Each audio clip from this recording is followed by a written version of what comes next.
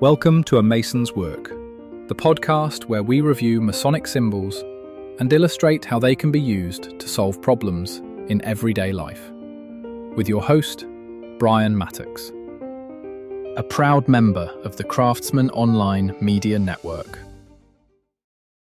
So we kind of know what happened, right? In the conversation, we figured out, with ourselves, we figured out what is preventing us from trusting ourselves, whatever that might be. It's the gap between our behavior and identity that has led us to this, essentially this mistruth that we keep repeating internally and probably externally as well. When you find that gap, the hard next steps sort of start to come in. And this is where we want to take action. Now, a couple cautions about action in this phase. A lot of folks, myself included, my younger self, we'll put it that way, want to make essentially an unsustainable amount of change in a very short period of time. Well, now that I know what this is, I'm just not going to do it anymore. Or if you've ever had too much to eat or drink, the next day you're like, I'm not going to eat ever again. Good luck with that, buddy. Let's see how that goes. So, when we started this analysis phase, right, this is where we start to run into, or we finish the analysis phase and we start in the action phase. This is where we have to start doing something meaningfully different right away. But in order to do this differently, we have to start with, again, another truth. And the truth is that self-trust, this thing we've been working towards all week, is not something you arrive at in a flash. It's something you build. And the same way you build anything, by doing repeated work under tension. The material here that you have to overcome, the kind of tension, is this discomfort, whatever it is, the discomfort that you rather would not face. This behavior would say about me that I really am callous, or that I do have needs that aren't being met, or whatever that gap is that you've discovered in your analysis phase. You want to start nibbling away at building trust in that space. And you're going to do that with repeated, small, sometimes infinitesimally small actions over time, where you test yourself with, can I do this? Can I do this? Can I do this? Can I do this? And as you go through that process, as you rise to that occasion in these small instances, maybe when it doesn't seem to matter all that much, in safe environments, in little ways, maybe I can have this conversation. Maybe I can take on this risk. Maybe I can be in public in this way. Maybe I can be vulnerable in this way. Whatever that is, whatever your gap is that you need to close to stop lying to yourself about this thing, is always going to be addressed in small points.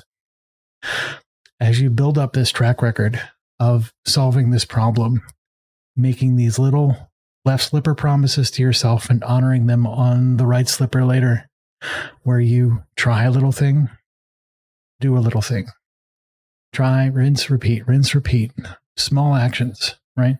This kind of repetition is where trust builds. Right? If you look at an athlete, this is how they get to know what they're doing, how they get to evaluate their performance, because they've done the little movement 1,000,000 times, so that when the big movement comes, they've got all of the tiny pieces strung together in a way that makes sense. This is how we're going to do this as well internally to build this trust. So any one time that you may not meet the challenge, it's important to understand that, if you do put yourself in these situations, then you go, I screwed this one up. Try again, go again, give it another shot, be vulnerable again, be, whatever that gap is, do it again. If you find yourself demoralized when you aren't successful, make the work smaller. Drive the work to even smaller pieces. We want the discomfort here to be tolerable so that the sort of inoculation, the behavior that you undertake, doesn't send you spiraling. And as we do this, as your trust builds over time, what's going to happen is you're going to have a part of you, a part of who you are, that is built on a foundation of essentially true to you. This is your truth. You're going to need your truth to be real to you if you're going to build relationships with anyone else in the world. If you can't be true to you, anything that you're going to build is going to be on shifting sands. Your relationship with your family, your kids, your job, all of those things, your entire life. If you're not true to you, the moment you change and you don't know why, the rest of your life kind of is on this unstable ground, and you're not going to have, it's all going to feel like it's got tossed up in the air all at once. So we want to avoid that. And that's what we're going to get by building this self-trust over the course of, what we talked about this week.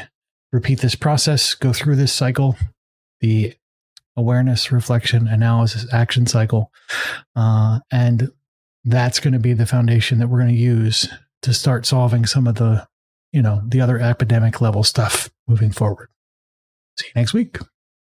The views represented in this podcast are those of the speaker alone and are not representative of any grand or subordinate lodge.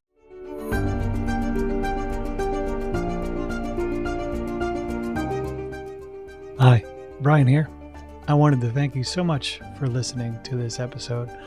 If you have any suggestions or guidance for further episodes you'd like to see or hear, whatever the case may be, please don't hesitate to reach out to me at amasonswork.com, and we will try and incorporate your suggestions into a future recording. Thanks.